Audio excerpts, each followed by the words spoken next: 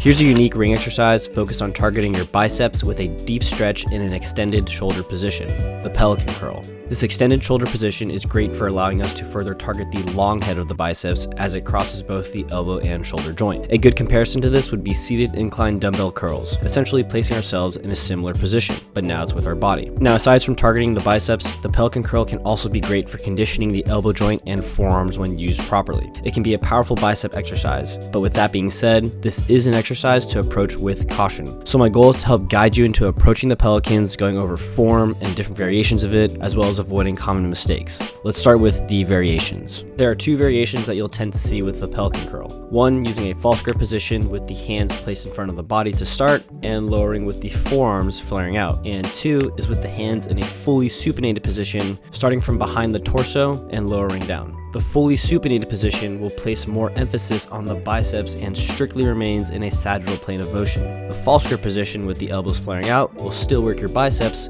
but not as directly, and your chest will be more involved here. When it comes to choosing one or the other, go with what feels comfortable and start on the low end of intensity, which I'll go over more in the form section. Alright, now let's go over the shoulder extended position.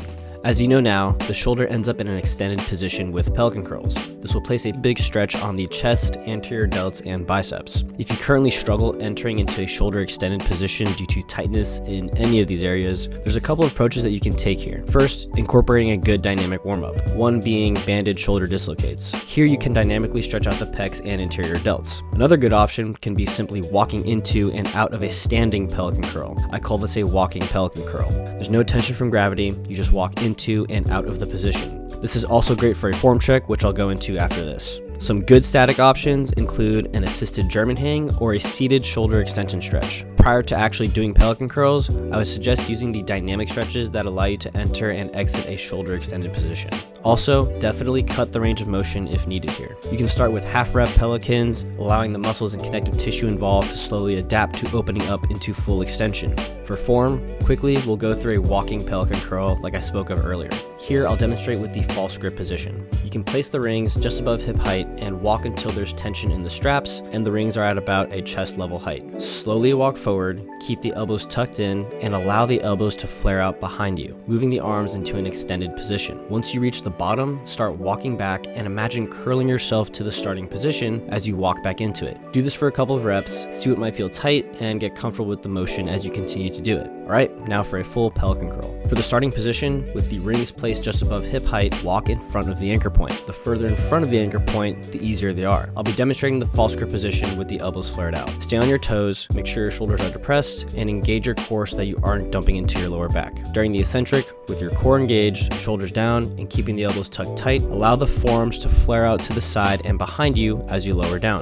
Maintain control here, do not drop fast, and own the movement because we can really get the most from these during our eccentric phase. If you are going with the fully supinated version, the same general cues apply, except you'll just lower slowly with the arms already in a somewhat extended position. The goal is to lower down until the elbows lock out, but if it feels too tight or too difficult for you to do right now, don't force the position. Just work towards that fully locked out position over time as you open up. At the bottom, your shoulders should be fully extended with the elbows locked out if you are able to enter this position comfortably. During the concentric phase, begin to curl, engaging your biceps and flexing the forearms, returning back into the starting position. Now let's go over some common mistakes. Mistake number one, and the most common one, is too much too soon. Do not start with the hardest position.